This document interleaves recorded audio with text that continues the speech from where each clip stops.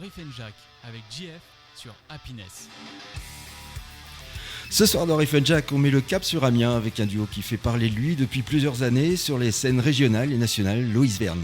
C'est une rencontre évidente entre la pop et le rock, une musique qui oscille entre ombre et lumière, énergie brute et mélodie accrocheuse.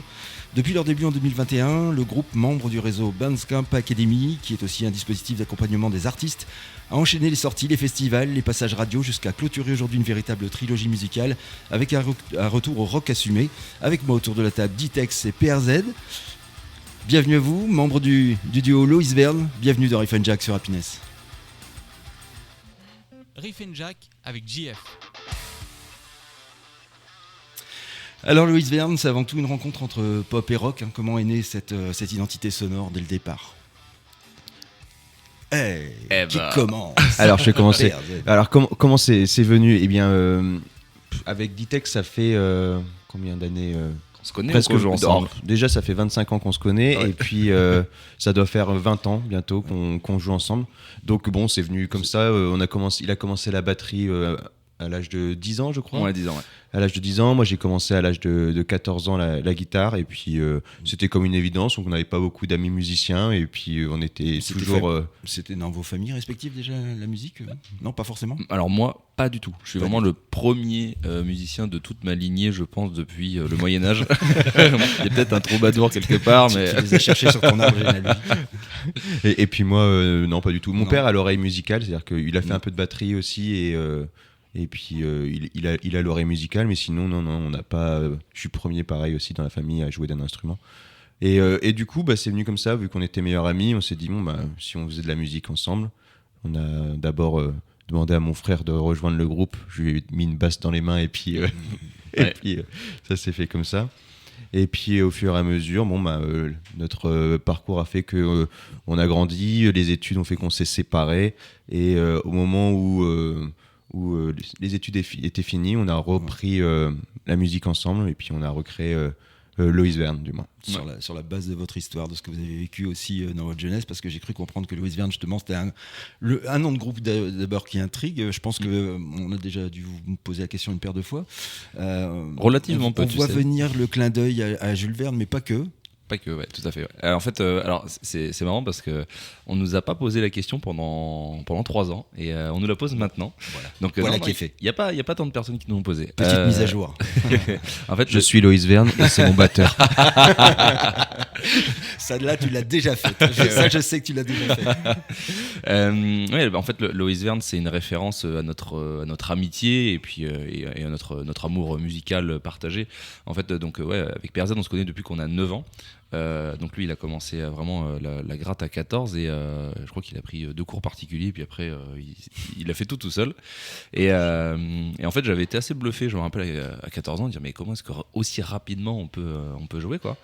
Et puis voilà, on a commencé à faire quelques reprises, mais vraiment très peu, parce qu'en fait tout de suite, il y a des compos qui sont arrivés, quoi. Donc voilà, donc c'est vraiment cette référence où en fait on a un nom donc composé forcément, donc on a Loïs qui est le diminutif de Louis, parce qu'en fait on a vraiment commencé à faire des concerts et tout quand on était au lycée, on était au lycée Louis Tullier. Et voilà. Et donc Verne, comme tu l'as dit, forcément en référence à Jules Verne, et puis à notre belle ville d'Amiens, mais c'est aussi parce que mes parents habitaient rue Jules Verne, et c'est là où on répétait. Donc c'est voilà, tout, la boucle est bouclée, et c'est vraiment c'est vraiment ce qui symbolise notre histoire, quoi. Ce qui donne aussi un nom et un prénom, ce qui est assez original aussi. Ouais. C'est ce qu'on voulait, en ouais. fait, aussi, Ouais. avoir une identité, un prénom féminin, du moins où on peut se dire ça va être une artiste féminine qui arrive. Ouais, ça crée la surprise aussi. Ouais, c'est ça. En fait, on sait pas, c'est en gros solo, groupe, homme, femme. Voilà, ça... Ouais, non, c'est PRZ qui a trouvé le nom, et on a tout de suite accroché. Et surtout, on voulait un nom qui n'était pas utilisé. Voilà. Ça s'est passé comment la rencontre entre vous deux ? Vous avez grandi à Salouel, au sud-ouest d'Amiens. Vous avez fréquenté donc le même lycée. C'était quoi vos objectifs au départ ? Un simple projet musical ou vraiment une ambition vraiment très, très... Alors, c'est rencontré quand on avait 9 ans. à l'école. Ouais. À l'école primaire déjà, parce que PRZ est arrivé à Salouel à cet âge-là. C'est pas encore sur un projet professionnel, quoi. Ah non, aucun de nous deux faisait de la musique à la base quand on était potes, hein, vraiment. Et du coup, on était potes à l'école et il y a eu une journée qui a fait tout basculer. C'était une journée où justement il y avait un cirque dans le village. La chèvre. Et il y avait, voilà. Et en fait, du coup, j'arrive à un endroit où il y avait les animaux. Voilà, il y a plus d'animaux dans les cirques à l'époque, malheureusement. Mais du coup, il y avait une chèvre et je vois PRZ avec la chèvre. Et du coup, je lui dis, qu'est-ce que tu fais là, machin. Et en fait, on s'est jamais lâché depuis ce jour-là où en fait on est allé au cirque ensemble. Et voilà, c'est comme ça que notre amitié est vraiment née. On se connaissait en fait à l'école et on a vraiment passé cette journée ensemble et on s'est jamais quitté. C'est là où j'ai rencontré sa mère et qui m'a regardé pour la première fois de haut en bas. 3 fois pour m'arriver. Qu'est-ce que tu me ramènes à la maison? Est-ce que oui ou non je vais t'accepter? Exactement, ouais. C'est ça. Donc, voilà, après, vous êtes construit petit à petit, vous démarrez officiellement en 2021 avec Shadow. Quel souvenir gardez-vous de cette toute première sortie du coup? On imagine l'état d'excitation dans lequel on peut être quand on élabore un premier projet. C'était particulier parce que c'est vrai que dans l'histoire on va essayer de retracer un petit peu, on va essayer de faire une petite chronologie. En fait, on avait un groupe au lycée qui s'est arrêté, je pense, quand on avait 19 ans. Après, du coup, pour les études, moi j'ai dû bouger, mais j'avais eu un autre groupe en parallèle. PRZ après a fait un super projet aussi avec d'autres personnes plus jeunes, Damien, qui l'a vraiment reboosté aussi dans toute la dynamique de scène et tout. Et en fait, quand moi je suis revenu de mon parcours d'études, on dit quand même ça manque de jouer ensemble. Donc on a un pote qui avait un groupe qui était en suspens, donc qui s'appelait Cancellers, qui était un super groupe qu'on adorait en fait nous quand on était jeunes. Et on s'est dit on va remonter ton groupe.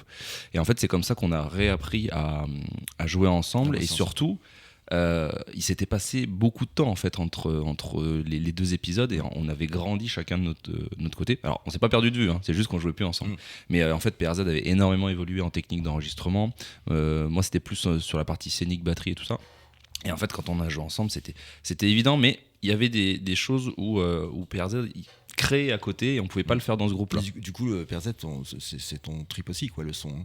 Ah oui, moi, le son, c'est vraiment que ça, quoi. J'adore ça. Je suis un geek du son, le mixage, l'édit du son, trouver les sonorités qui vont coller ensemble, les harmonies ou autre. Ça, c'est vraiment un truc qui me passionne, quoi. T'enregistres depuis que t'as quoi, 14-15 ans, non? C'est ça, ouais. Depuis que j'ai pu m'acheter... non, même avant acheter ma première carte son, ce pote qui était dans le Cancellers, il avait du matériel pour enregistrer des micro-zooms. Et je me souviens, on avait enregistré notre premier groupe comme ça, où on mettait la batterie, le micro au milieu pour faire la batterie. J'avais un logiciel craqué de montage. J'avais essayé d'enregistrer mes premières guitares avec un mini jack dans l'ordinateur. Ouais, je n'oserais pas vous parler des techniques qu'on utilisait nous à notre époque pour enregistrer. En fait, c'est à peu près la même chose. Le son était dégueu, mais c'était les premiers, les premières ébauches du moins. Et donc du coup, en fait, quand on revient après à Cancellers et qu'on décide de créer Loïs Verne et d'aller en studio, en fait, on est en 2020. Et en 2020, tout est un peu à l'arrêt, quoi. Et en fait, on est un peu embêté parce que on peut pas aller en studio. Et une fois qu'on sort un peu de toutes les vagues de Covid et tout ça, on peut retourner en studio, mais en fait, on peut pas tourner. Vous n'avez pas trouvé le moyen de bosser aussi à distance avec des petits montages séparés? Alors, en fait, on pouvait faire des prises, mais on pouvait pas aller en studio pour mixer. C'était pas possible. Donc il y a eu ça, et puis ensuite on a une boîte de prod avec qui on a travaillé pour le clip de Shadow. C'est pour ça que le clip est aussi beau. Et sauf que c'est une personne qui était basée aux Philippines et qui pouvait pas revenir en France. Donc il a fallu attendre vraiment que cette personne arrive parce qu'on voulait travailler avec cette personne. Donc en fait, ça a été un long parcours. Donc on était hyper fiers de le sortir. Mais c'était très frustrant parce qu'on était à une époque où finalement on pouvait pas faire de concerts et tout ça. Donc en fait, nos débuts ont été un peu chaotiques parce qu'on était ralenti par l'actualité, quoi. Parce que je me souviens, le projet, du moins le premier EP, est sorti officiellement en mai 2022. L'EP, le premier volume, il est sorti en mai 2022, mais sauf qu'il a été enregistré en 2019 et mixé en 2020. C'est-à-dire qu'entre les deux premières vagues de Covid, il était mixé. Donc ça faisait 2 ans qu'il était dans les... Qui était dans les cartons. En fait, le volume 2 était déjà presque prêt, quoi. Donc, c'était assez frustrant, et surtout qu'en plus, on postulait dans les festivals, on était tout de suite pris. Et en fait, on pouvait pas jouer, ça se décalait, tout ça. Et donc les débuts, ça a été difficile. Donc la sortie était particulière, quand même. Voilà. Mais par contre, on était hyper fiers du produit, on va dire. dire. Et puis Shadow, c'était une chanson très particulière, et puis du moins de la voir se réaliser et en images, et puis toutes les idées qu'on a, les voir, les découvrir sur un produit qui est abouti, c'est super kiffant, et c'est super, je trouve vraiment. Ouais, on est fiers, du moins. Puis c'est la première fois où on travaillait avec un studio vraiment pro, et quand on voyait le son que ça sortait et tout ça, il faut dire c'est que l'émerveillement du. bah ouais, c'est ça, en fait, tu découvres Mm. tout ce qui est possible. Pareil, à ce moment-là, Perzad a beaucoup appris sur ce qu'on peut faire sur l'editing et tout ça. Quand tu sais que ton morceau il part à New York pour faire un mastering, tu te dis, ouais, c'est quand même quelque chose, quoi. Vous êtes seulement deux sur scène, guitare, chant, batterie. Ce format-là, c'est ce qui est format réduit. Qu'est-ce que ça vous apporte artistiquement? Et ben en fait, ça nous apporte parce que déjà sur un problème de logistique, premièrement, plus on est nombreux dans un groupe, plus c'est compliqué. Se trouver des dates pour répéter, se trouver des dates si on est tous dispo en concert. Et c'est ce qui va faire qu'à deux, c'est beaucoup plus simple.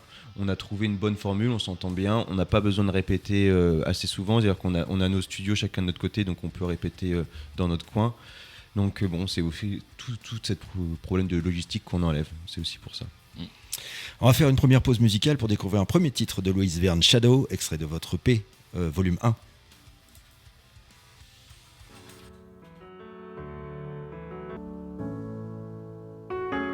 It's so hard to escape.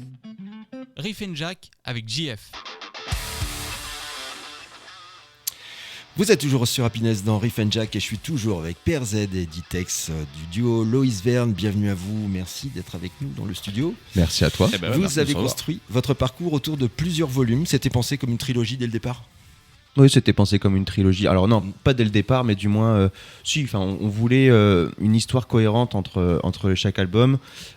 C'était des EP, donc du coup on s'était dit on va faire une entité avec tout ça. Alors en faire une trilogie, c'était peut-être pas le but même, mais du moins une histoire cohérente dans chaque EP, c'était le principe. J'ai piqué un peu l'idée à un artiste que j'aime beaucoup qui s'appelle Grandson, lui qui avait fait plusieurs EP comme ça qui s'appelait The Modern Trilogy, un truc comme ça, Ouais, un truc comme ça. ou un truc, mais puis il mettait des volumes aussi, donc du coup j'avais piqué un peu l'idée, je trouvais ça pas mal, et du moins donc le but c'était aussi de garder une cohérence entre chaque volume, une histoire qui continue telle une. Donc du coup, ça peut donner l'idée un concept album sur Exactement. Quand vous allez rassembler le tout, peut-être un jour sur un album. C'était le but, et du moins si vous écoutez les trois volumes, il y a une cohérence. On a essayé de donner une cohérence. Par exemple, la toute dernière chanson du dernier volume, on a des sons et des paroles qui reviennent, qui refont écho à tout ce qu'on a fait sur ces trois volumes. Alors on pourra parler justement un petit peu des paroles et de ce que racontent un peu vos textes. Entre le volume 1 et le volume 2, qu'est-ce qui a le plus évolué dans votre manière de composer, et je dirais entre le volume 2 et le volume 3 d'ailleurs aussi. Entre volume 1, vas-y, je te laisse. Entre volume 1 et volume 2, je pense que c'est un peu l'utilisation des samples, parce qu'en fait c'est quelque chose qu'on a plutôt découvert sur le volume 1 en studio, et du coup PRZ c'est vraiment approprié les techniques et l'a vraiment développé. Sur le volume 3, la marche est plus prononcée déjà, où en fait on a voulu un retour à nos racines, le rock, et on a voulu vraiment faire un EP un peu plus agressif. voilà, plus agressif, plus brut. Je dirais pas assumé, parce que en fait notre pop est vraiment assumé, et ça fait partie de Loïs Verne, et c'est justement ce que les gens aussi aiment sur scène, c'est qu'en fait on va dans tous les sens. On a tout de suite habitué notre public à vraiment jouer avec ça, pour justement ne pas les cantonner à un style et qu'ils se disent ah ouais, cet EP là il est un peu bizarre. Non, en fait même dans un EP il y a des styles qui varient, et du coup en fait ça plaît pas mal. Mais ouais, voilà, en fait je dirais que c'est l'utilisation des samples du volume 1 à volume 2 et volume 2 à volume 3, ce rock très brut, avec même des parties un peu métal, avec du scream et tout ça. Donc voilà, trois EP très différents. Et puis donc, voilà, là on commence déjà à travailler sur la suite, et ça sera encore différent. Bipolar, ça a marqué un tournant, notamment avec son clip. Quel retour vous avez eu du public globalement? Alors, je sais pas s'il y en a eu beaucoup de retours, mais moi ce que je me souviens de ce clip, c'est vraiment le truc de ok, il va falloir, on sort un nouveau volume, il faut marquer les esprits. On avait sorti Shadow, qui était vraiment un très beau produit, un très beau clip, sauf que bon, on n'a pas le budget à chaque fois pour mettre dans un clip. Donc on a tout fait nous-mêmes et on l'a fait à l'iPhone par exemple. Mais il fallait trouver une idée, du moins quelque chose qui se démarque. Donc le split screen, c'était vraiment l'idée de base, le noir et blanc en fait pour reprendre les bases de le bipolar en fait. Donc et c'était essayer de trouver des idées originales, faciles à faire, mais qui marchent à l'écran du moins. Donc il y avait toute cette ambivalence entre le noir et le blanc, le yin et le yang. En fait, parce que dans cette chanson, c'est I'm bipolar, I don't know if I love you or hate you. En fait, c'est toujours cette ambivalence d'être en haut et d'être en bas. Et, ça revient beaucoup, ça, dans le texte. Oui, complètement. Ouais. Et du coup, le but, c'était de trouver ce qu'il allait faire. Donc, ça parle aussi beaucoup de santé mentale. Et à la fin, on a ce symbole de Rorschach aussi qui revient, qui se dévoile aussi. Donc, bon, c'est une petite fierté qu'on a eue, mais fait avec nos propres moyens. Donc, c'était rigolo, quoi. Et j'ai beaucoup écouté Mary Jane aussi, sorti en 2024. Ça raconte quoi ce titre exactement ? Oh, c'est rigolo. Mary Jane, en fait, ça parle d'une relation amoureuse qui ne se fait pas, en fait. Et ça parle de quelqu'un qui court après une autre personne. Mais en gros, c'est un fuis-moi, je te suis-moi, je te fuis, incessant, quoi. C'est un peu une sorte de valse qu'on s'accorde et qui est comparée, en fait, qu'on pourrait comparer à la marijuana aussi. C'est aussi ce truc ça parle d'une nana, mais qui pourrait parler aussi de et de marijuana. Voilà. Mais c'est pour ça Mary Jane, mais ça parle que d'une relation amoureuse qui n'aboutit pas, du moins. Vous prenez le temps de vous arrêter pour composer, pourquoi ce besoin de pause entre les phases live? Là, ça va être un peu le cas d'ailleurs, vous faites une petite pause. Oui, alors on profite des périodes justement qui sont moins propices au jeu. Donc forcément la top période c'est de mai à octobre. Donc du coup là on s'était accordé cette période là qu'on est en train de vivre en ce moment pour composer, pour créer, en sachant qu'on a des choses qui sont déjà prévues pour 2026. Et là on a eu l'opportunité d'aller plus loin encore. Donc on sait pas quand est-ce que sortiront les morceaux qu'on a enregistrés par exemple il y a 2 semaines. Donc on verra bien. Mais oui c'est stratégique, c'est aussi pour se ressourcer un peu parce qu'on a eu beaucoup de travail avec la release party. Ça s'est enchaîné. Ouais. Voilà, on a pas mal enchaîné parce que maintenant on a une manager aussi, on se produit un peu plus sur Paris, on est allé 4 fois sur Paris cette année. Et puis on a énormément travaillé là, ces derniers temps sur une nouvelle direction artistique, une nouvelle scénographie, un nouveau live. Donc voilà, on a beaucoup travaillé plus sur l'organisation de la release et là on a besoin d'une petite pause. Donc la pause de mouvement on va dire, mais par contre... Et de recul aussi. De recul un petit peu aussi, oui c'est vrai. Et puis là on est en pleine période de démarchage et en parallèle c'est là où on compose et où PRZ mixe.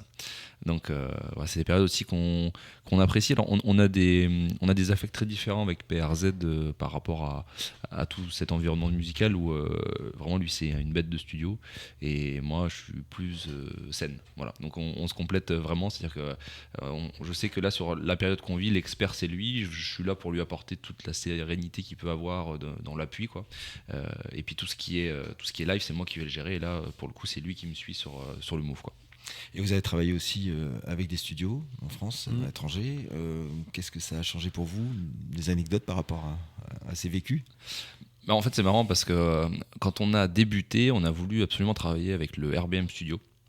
Donc on a misé dessus parce que en fait, depuis qu'on est jeune, on se dit ce mec a vraiment quelque chose, il a une teinte et quelque chose de très différent des autres. Et en fait, plus on a avancé avec lui, plus lui aussi a évolué. Et à tel point qu'aujourd'hui, c'est lui qui produit toutes les plus grosses stars françaises quoi. Et donc voilà, donc c'est lui qui a fait notre trilogie. Voilà, on voulait vraiment boucler la trilogie avec lui et aujourd'hui voilà, on sait ce qu'il a déjà produit, on sait aussi ce qu'il va produire et en fait c'est lui le top français aujourd'hui, donc on est hyper fiers. Et pareil pour le mastering, on bosse avec quelqu'un qui est à New York. Quand on a commencé, on savait qu'il était très bon. Aujourd'hui il a 7 Grammy Awards. Donc voilà, c'est cool. Et là on a fait donc une rencontre il y a pas très longtemps avec un Irlandais qui s'appelle Darren et avec qui on a passé 2 jours enfermés dans un studio et qui nous a aussi ouvert sur certaines choses et qui a été vraiment petit son avec nous, ce qui nous a permis vraiment de créer dans de bonnes conditions et c'est agréable. Vos vécus en studio, alors quelle expérience en fait vous en avez tiré?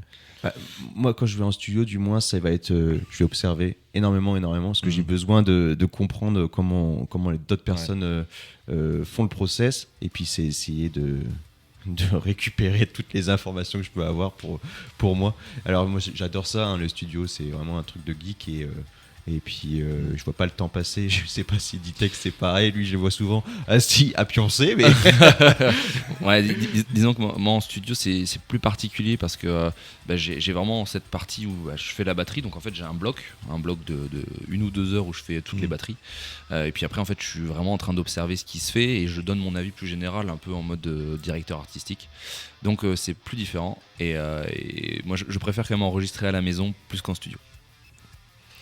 On continue avec un deuxième extrait de Loïs Verne, toujours dans cet univers pop-rock affirmé. Bipolar, un petit extrait de votre deuxième EP, volume 2. Vous êtes toujours sur Riff & Jack, bienvenue à vous si vous nous rejoignez. On continue sur Happiness, toujours en compagnie de Ditex et de PRZ, de Loïs Verne. Alors, on parle de vous, de votre ferveur sur scène, j'ai eu le plaisir de découvrir. Qu'est-ce que le live représente pour vous ? Tout. ce qu'on disait tout à l'heure en fait avec Ditex, on a une approche sur le live qui est complètement un peu opposée. Moi j'aime beaucoup le live, mais c'est vraiment pas mon faire valoir. Moi c'est vraiment créer qui va me passionner. Il faut se produire en live, c'est important, et c'est vrai que c'est toujours plaisant le live, mais moi s'il faut vraiment choisir, c'est créer la musique dans sa globalité, et c'est pour ça que j'avais une politique au début de dire peu importe si dans un groupe tu as 2 guitares, une basse, une batterie, s'il faut mettre 20 guitares, de la flûte et puis un piano, alors qu'on n'a pas de pianiste et de flûtiste sur scène, et ben c'est pas grave, au moins la chanson sera créée telle qu'on l'a imaginée et pas adaptée pour le groupe. Donc c'était aussi ça le principe de Loïs Verne. Je divague un petit peu. Hein, je vous posais la question parce que je sais qu'il y a certains groupes pour lesquels, pour le coup, le live c'est une raison de vivre. Hein. C'est vraiment. Mais après, pour revenir à Ditex, je te laisserai. Oui, moi c'est vraiment mon kiff. Pour moi, il n'y a rien de plus plaisant qu'arriver dans un gros festival, d'avoir une grosse scène, de faire tes balances. En plus, pour un amateur, t'es extrêmement exposé, donc oui. pour le coup, c'est. Voilà. Et c'est vraiment là où je vais ressortir, quoi. Hein. Vous allez vraiment prendre la grosse caisse dans le ventre avec les caissons de basse. Ah, je l'ai prise. Hein. Je sais de quoi tu parles. Donc voilà, moi ça prend dans la gueule, mais. Mais ouais, non, c'est vraiment ce qui me fait kiffer. Moi, c'est toute cette ambiance où justement il y a toute la préparation du concert et tout ça. Alors forcément, je suis adepte de festival, même en tant que spectateur. Donc ouais, vraiment le live, moi, c'est ce qui m'anime. J'aime aussi la création, mais j'ai beaucoup plus de pression sur la création que sur le live parce que justement, il faut qu'on arrive à avoir un chemin hyper convergent et qui plaise, alors que le live tout est déjà fait, il n'y a plus qu'à le montrer en fait. Et oui, mais vous jouez qu'à 2 en même temps, hein. Ça demande une énergie particulière et peut-être une exigence aussi particulière. Oui, il faut occuper l'espace. Et encore plus où. Et comment vous travaillez ça alors finalement ? C'est compliqué en fait. Il faut occuper l'espace, encore plus dans le sens où Ditex est sur sa batterie, donc c'est à moi aussi de gérer tout l'espace scénique, même si bon, il est beau à regarder, surtout avec son petit Marcel. Hein. C'est pas un Marcel. Mais ouais, puis on te voit bien, quoi. Je veux dire, tout ça, c'est pas le batteur qui est derrière. Enfin, voilà, vous êtes tous les deux sur le devant de la scène, quoi. Et c'est le but. Hein, c'est aussi, on essaye d'accorder des moments à l'un et à l'autre. Donc ça se travaille en amont, hein. On sait sur telle chanson comment il va falloir plus ou moins se placer et ce qu'il va falloir faire pour donner l'espace à l'un ou à l'autre. Donc bon, c'est du long travail et c'est de la réflexion sur chaque titre, sur chaque jeu de scène. Et sur en gros, là, ce qui nous manque aujourd'hui, c'est une résidence, parce que pour le moment, on n'a pas l'opportunité d'être accompagné par des structures professionnalisantes. Parce qu'on a eu donc la Bandcamp qui nous a suivis à un moment, qui nous suit toujours, un peu plus de loin, mais qui nous suit toujours, mais pour lequel on n'a pas fait de résidence. Donc un réseau d'accompagnement. Voilà, exactement. Voilà. Donc ça, c'est vraiment ce qu'on recherche. Pour le moment, on n'est pas retenu. Mais en tout cas, c'est ce qu'on continue à chercher, parce qu'en fait, il faut se dire qu'aujourd'hui, tout ce que vous voyez sur scène, et même des fois on joue sur des grosses scènes, mais en fait c'est juste fait dans un sous-sol dans lequel on n'a pas forcément la place de travailler tout avec l'espace scénique. Donc en fait, on est vraiment sur quelque chose de très théorique mis sur un papier qu'on apprend par cœur et qu'on teste en direct sur scène. Vous avez enchaîné quand même justement pour vous entraîner à ça beaucoup de festivals, hein, les Icophonies, Festival Rock R4, l'Airy Sound Festival, la CP Festival, et en 2025 aussi une programmation rétro c'est trop. Et le Picards, ouais. Ainsi que de nombreuses salles, hein, depuis vos débuts. Lesquels de ces événements vous ont le plus marqué ? Le rétro c'est trop, c'était vraiment Ouais. super. C'était vraiment super. On n'avait pas beaucoup de temps de jeu. Parce Mais qu'il y a- on a gardé une bonne ambiance. moi, je trouve. Ouais, en fait, il y a eu. Donc, on était sur la scène du tremplin. Donc, déjà, il y a eu toute une lutte pour gagner le tremplin pendant une semaine. Donc, on était très fiers de jouer déjà là-bas. Et en fait, donc, on faisait en fait l'interscène de la grosse scène, quoi. Il y avait une demi-heure de changement de plateau. Donc, nous, on jouait pendant une demi-heure. Ouais, en fait, vous y étiez quand même. on y était. On y Ah était. ouais. Et surtout, en fait, t'as 500 personnes qui se ramènent devant toi et qui décrochent pas de la scène. Et là, tu te dis, franchement, Il y a quelque chose. il y a quelque chose, quoi. Et on a eu des retours de dingue à tel point que le concert était commencé sur la grosse scène, qu'il y a plein de gens qui nous attendaient pour venir nous parler, prendre des photos, nous féliciter. Et franchement, moi, c'était un kiff. En plus, on avait une équipe son du tonnerre. Donc ça sonnait, quoi. Enfin, c'était un kiff. C'était vraiment un kiff. Puis non, après, en fait, dès qu'on joue sur une grosse scène, enfin moi ça Et là, me- pour les coups, en plus, c'était des gens qui venaient vous découvrir. Là, c'était pas votre public picard. Exactement, Ouais. exactement. Après, tous les autres festivals, on a toujours des super souvenirs. Mais c'est vrai que celui-ci, c'était parce qu'on était programmé à une heure qui était quand même assez cool. C'est un festival où il y avait du monde aussi. Et puis vraiment un public qui ne nous connaissait pas et qui venait pas pour nous. Donc c'est des choses qui changent du moins. Le public picard vous suit déjà depuis quelques temps. Hein. Vous sentez une vraie connexion avec les gens qui Oui, vous suivent. on a vraiment des gens qui nous suivent depuis le tout début et complètement, ouais. qui voilà. Et des fois, c'est marrant, c'est que on a des gens qui nous suivent mais qui restent dans l'ombre. Et en fait, on découvre des fois au travers de personnes qui nous envoient des choses et tout, qu'en fait, on a des gens qui nous qui nous partagent, qui nous publient, qui nous suivent à fond. Des fois, qui viennent en concert mais qui n'osent pas venir nous voir à la fin du concert et tout. Donc c'est assez marrant. Oui, on a vraiment des gens très très engagés, même à travers la France. Quelques personnes à travers le monde même qui sont très très engagées. Donc ouais, ça fait plaisir. Ça fait Vous vraiment êtes pas plaisir. mal relayé sur les réseaux par vos fans. Vous faites aussi, vous passez aussi dans les médias locaux. Vous êtes passé sur ici Picardie à quelques reprises. Vous êtes passé aussi chez nous aussi à quelques reprises sur Happiness. Ça a un impact ça sur votre visibilité? Je pense pas. Ça n'a pas vraiment d'impact, je pense, mais pour nous, c'est des expériences qui sont géniales et en fait qui nous font plaisir à faire. C'est-à-dire que nous, on est trop contents de venir chez Happiness, partager avec vous. Ça nous permet aussi, nous aussi, des fois, de reprendre confiance un peu en ce qu'on fait, parce que en le présentant, en fait, on dit ouais, c'est quand même cool ce qu'on fait, quoi. Ça permet de se remobiliser aussi. Ouais, mais par contre, c'est vrai qu'on n'a pas forcément de personnes qui nous disent ah, je vous ai connu dans telle émission. C'est plus plein de gens qui disent ah, on attendait cette émission, ce qu'on vous suit et on est content d'en apprendre plus sur vous. En fait, c'est plus cette démarche-là. La Willis partie du volume 1 à Amiens, ça a affiché complet. Vous attendiez un tel engouement? On l'a espéré. Ouais, En fait, ouais, on a tout fait pour du moins mais ouais, on est très très content et on a été surpris du moins qu'il y ait autant de monde En fait, on a eu très peur parce qu'on a énormément de personnes qui nous suivent habituellement qui n'étaient pas disponibles à cette date-là. Et on s'est dit, là, ça va être compliqué de faire sold out. Et en fait, on se rend compte que si vraiment toutes les personnes qui nous suivent, vraiment de près, quoi, venaient, ouais, en fait, on aurait eu un problème parce que la salle n'aurait pas été assez grande. Donc non, en fait, belle surprise parce qu'en fait, les dernières places se sont vendues vraiment le soir même et complet, quoi, 120 personnes dans une salle qui a une capacité de 120 qui est déjà pas mal, hein, on va pas se le cacher, et surtout une ambiance de dingue, quoi. Enfin, vraiment une ambiance de dingue.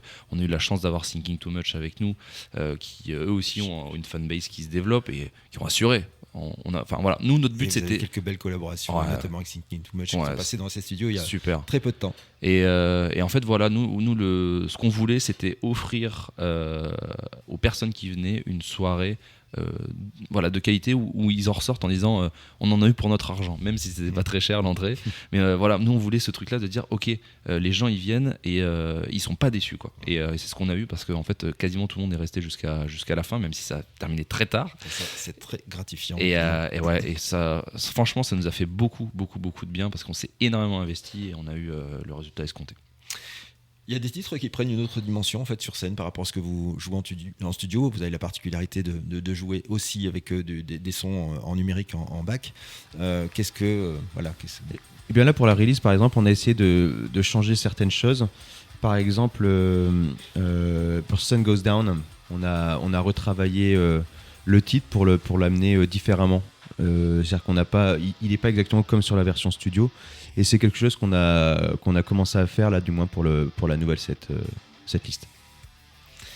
Nous attendions avec impatience à peine dissimulé ce moment live que nous offre Loïs Verne aujourd'hui au sein du studio Happiness. Le temps qu'il s'installe avec leurs instruments pour nous interpréter Mary Jane, un titre qui illustre parfaitement leur univers. Yes, merci.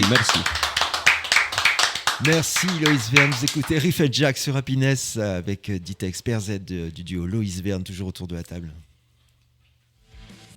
Riff and Jack avec JF. Alors 2025, ça marque une nouvelle étape avec la fin de la trilogie. C'est un soulagement, un vertige. Qu'est-ce qui se passe dans vos têtes quand... Alors, qu'est-ce qui se passe? C'est pareil que le volume 1, c'est un EP qui est un peu malade, c'est-à-dire qu'il a mis énormément de temps à sortir. En fait, les chansons étaient prêtes depuis, ça fait 2 ans qu'elles sont prêtes. À la fin du volume 2, 6 mois après le volume 2, on avait déjà composé le volume 3. Ça devait partir en studio, sauf que le studio a eu énormément de retard, ce qui a pris du coup 1 an de retard dans la face. Donc du coup, c'est un EP qui est assez compliqué dans le sens où vraiment il nous a frustrés beaucoup, mais on en est extrêmement fiers parce que c'est vraiment ce qu'on voulait proposer. C'est un EP qui est plus brut, plus rock, plus énergique, c'est ouais, sûr. complètement. C'est un peu le climax de ces 3 volumes. C'est ce qui conclut du moins cette trilogie. Donc non, on en est très fiers, on est très content de ce qui est sorti et on a hâte de présenter la suite maintenant. Alors ce que vous avez déjà présenté, notamment, enfin vous êtes sorti quand même un peu de la circonscription, hein. Vous avez première date parisienne à la Dame de Canton. Qu'est-ce que ça a représenté pour vous? Beaucoup de mal de mer. Oui, c'était sur une péniche. C'était sur une péniche, ouais, ça Sur bougeait une pas mal. péniche. Non, mais c'était une date importante pour nous. Et en fait, on a eu pas mal de soutien en fait, des personnes qui nous suivent à Paris. Donc, on a eu une 50aine de personnes qui est venue. C'est pas énorme, mais c'était vraiment un beau moment. Enfin, moi, j'étais vraiment content. Et puis, pour la petite histoire, en fait, la Dame de Canton, c'est juste à côté de l'Accor Arena. Et donc, en fait, pour reprendre le métro le soir pour rentrer, je suis passé devant et je me suis dit, j'espère qu'un jour. Vous aviez on un ira concert là, des Red Hot Chili Peppers juste à côté. Ouais, c'est possible, ouais, c'est bien possible. Et voilà, et non, c'était une première date qui était vraiment sympa. Mais la grosse date de l'année à Paris, c'était le Supersonic. Ouais. Où on a eu l'opportunité d'aller jouer là-bas. Là, vraiment, on était vraiment à la fois excité et un peu stressé parce que Beaucoup stressé. c'est une super salle. Enfin, nous, ça fait longtemps qu'on voulait y jouer. On a eu l'opportunité de le faire, donc vraiment heureux. Et puis en fait, là-bas, t'es sûr de Comment jouer on devant du démarche monde. ce type de scène? Tu les contactes, ça marche pas. Après, tu rencontres des gens. On envoie les sons, voilà. ils mettent le temps pour écouter, ils nous font un retour au bout. C'est particulier. Disons que en fait, tu prends contact, tu as des retours qui peuvent être négatifs et positifs à un moment, donc il faut pas lâcher. Et puis en fait, il faut surtout que la programmation s'y prête, c'est-à-dire qu'il faut qu'il y ait quand même une certaine forme d'uniformité dans le plateau proposé, parce que c'est toujours 3 artistes. Et donc en fait, en général, quand tu commences, tu joues soit en premier, en deuxième, et après tu as une tête d'affiche qui vient même souvent de l'étranger. Mais l'avantage quand tu joues là-bas, c'est que tu es sûr de jouer devant du monde, parce que déjà c'est une entrée qui est gratuite, et tu es sûr de jouer devant des gens qui viennent consommer du concert. Et pas des gens qui sont dans un bar et qui se disent « Ah, il y a un concert, peut-être que ça va un peu m'embêter. » Donc c'est vraiment kiffant. Enfin, là, et du coup, forcément, on va retourner sur Paris en 2026. Donc, Et en tout cas, une croix que vous avez mis à votre tableau de chasse. Et puis surtout, le Supersonic, ce qui était rigolo, c'est que du coup, quand on a su la date, ça a été le dimanche pour le jeudi. Ouais. Et du coup, on a dit, c'est tout, on fait Supersonic. On n'avait pas encore sorti Silence. C'était la première fois qu'on l'a joué. On a dit, on va récupérer multipiste, on va mettre plusieurs caméras. Et puis, on a sorti un live, du coup, au Supersonic sur YouTube. Donc on en est très content, et puis c'est vrai que du coup c'était assez symbolique, quoi. Ouais, c'est ça. Et on a tout fait, on a tout organisé en 4 jours, je crois. Et ouais, non, c'était un kiff. Et d'ailleurs le live est dispo sur YouTube. Allez voir absolument sur YouTube le live, effectivement disponible sur les plateformes. Loïs Verne, vous êtes sur un format duo, c'est une idée que vous allez prolonger. Vous n'êtes pas tenté en fait de passer sur un autre format. Le format duo vous convient bien comme ça? Alors c'est pas qu'on ne. Alors j'ai essayé d'être clair dans mes mots. On aimerait par la suite forcément ouvrir avec d'autres musiciens, mais ce sera pas Loïs Verne. Voilà, c'est-à-dire que, je veux dire, en fait, Loïs Verne c'est nous deux. Voilà, Loïs Verne c'est nous deux, c'est la base. On aimerait forcément avoir des musiciens pour proposer quelque chose d'encore plus qualitatif sur scène, pour remplacer certaines parties de bande son, avoir de l'énergie. Mais aujourd'hui on doit asseoir notre Ouais, image ouais. de duo. Donc là, vous conservez vraiment ce que vous Voilà. avez capitalisé là sur Voilà, le ça. format duo, et C'est puis avoir quelques invitations pour faire venir pour Même- quelques arrangements musicaux. Même avec des musiciens ouais. fixes, des Ouais. musiciens fixes sur scène, ce serait vraiment un kiff pour nous. T'en as Et- beaucoup qui font ça. Ouais. Je sais pas, en Green Day, ils sont un trio et puis Ouais. sur scène, ils sont 5, 6. Ouais, on a aussi des duos qui marchent de mieux en mieux. Voilà. Mais On pense à Kokomo, par exemple. Complètement. Oui. Complètement. Oh, on est très fan de Coco. Voilà. On les aime beaucoup. J'ai tout Bah, leur vous êtes sur le vinyle même, vous dédicacé. êtes sur le même format déjà. Donc, voilà. C'est vrai. Quels sont vos objectifs pour 2026 ? Il y a plus de concerts, de collaborations, de studios ? Eh ben, un peu de tout en fait. Je pense 2026, on va essayer de sortir un album, du moins condensé de ce qu'on a déjà sorti avec des nouvelles choses. On va aussi focaliser sur les scènes, essayer de rejouer un peu sur Paris, s'excentrer un peu ailleurs aussi. Et puis travailler en fait des nouveaux morceaux. C'est vraiment tout ça à la fois, quoi. Essayer Vous de êtes déjà là concilier sur les la trois. composition ? Vous êtes en train de ? Oui, on est en Ouais. train. Là, on était en studio du coup il y a une semaine et on a déjà de nouveaux sons d'enregistrer. On en a d'autres déjà enregistrés aussi. En fait, l'album est clôturé. L'album est clôturé, on travaille déjà sur la suite de l'album. Donc on travaille déjà sur fin 2026 ou 2027 actuellement. Et vous voyez justement même plus loin, vous avez des projets, enfin comment vous voyez Loïs Verne dans 2-3 ans ? Bah, nous, le but, c'est de professionnaliser, forcément, c'est de faire des belles scènes, des belles salles. Après, on sait que la chance n'est pas donnée à tout le monde. Il y a toujours une partie de chance, c'est beaucoup de travail et un petit peu de chance. Donc, on travaille beaucoup. On espère qu'un jour, on aura cette petite chance qui nous donnera le petit coup de pouce pour faire la différence. Nous, ce qu'on aime à chaque fois, et c'est aussi l'avantage du live, c'est de jouer devant des gens qui ne nous connaissent pas et de les séduire quasiment systématiquement. Si les gens n'aiment pas Loïs Verne, c'est juste parce qu'ils n'ont pas d'affect avec le style. Mais en tout cas, dès qu'on a un affect avec le style, en général, les gens sont séduits, nous suivent, sont hyper investis. On l'a vu à la release, parce qu'on a aussi développé du merch et les gens se sont jetés dessus. Ouais, c'est bon signe. Donc En c'est général, plutôt bon signe. Mais non, le but, c'est vraiment de le développer. Nous, c'est notre rêve d'en vivre. Donc voilà, c'est quelque chose qu'on n'avait pas du tout envisagé quand on était jeune, parce que pour nous, c'est quelque chose qui était intouchable. Et en fait, on s'est rendu compte que on n'est pas si loin de la vérité que ça. On peut avoir juste une petite marche supplémentaire qui permettrait de déclencher quelque chose de super, quoi. Le groupe est accompagné par la Bandcamp Academy. Alors, je sais qu'on en parlait un petit peu déjà tout à l'heure. Qu'est-ce que cet accompagnement vous apporte ?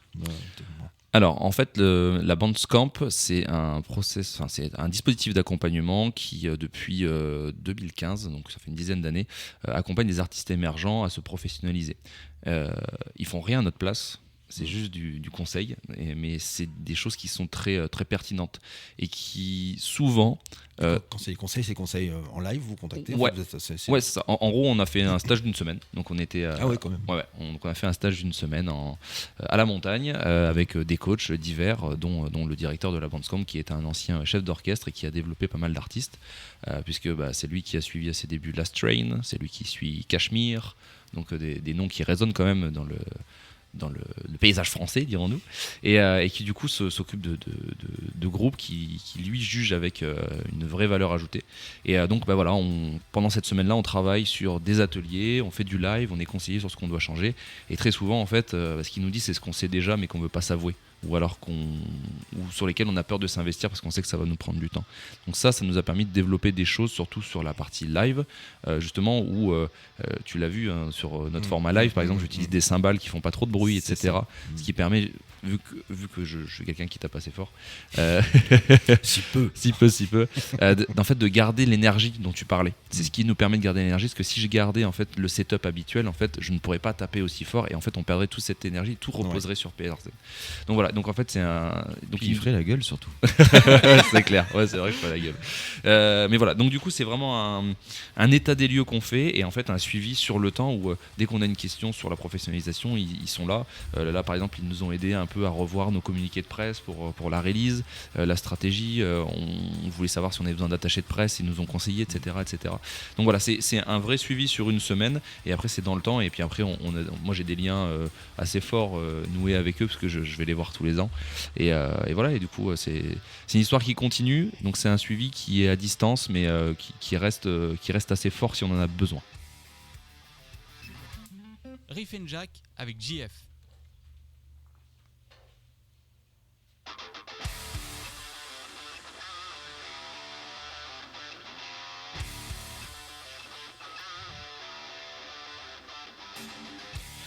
Merci Ditex PRZ d'être venu partager l'univers de Louis Verne dans Riff and Jack. Merci à vous. Merci à Merci toi. beaucoup. Merci Super à moment. Happiness. Un projet pop-rock sincère, construit pas à pas entre énergie live, écriture personnelle, une vraie connexion avec le public. On invite évidemment nos auditeurs à suivre Louis Verne sur les réseaux et aller les voir sur scène, surtout là où leur musique prend toute sa dimension. Riff and Jack touche à sa fin. Merci à vous pour votre fidélité. Merci à tous les artistes aux établissements qui les accueillent et à leur public qui les soutiennent. Merci à tous de continuer à faire vivre la culture locale. Un grand merci à Monsieur Ben aux commandes de cette émission. Avant de nous quitter, on s'écoute un dernier titre de Louis Verne, Silence.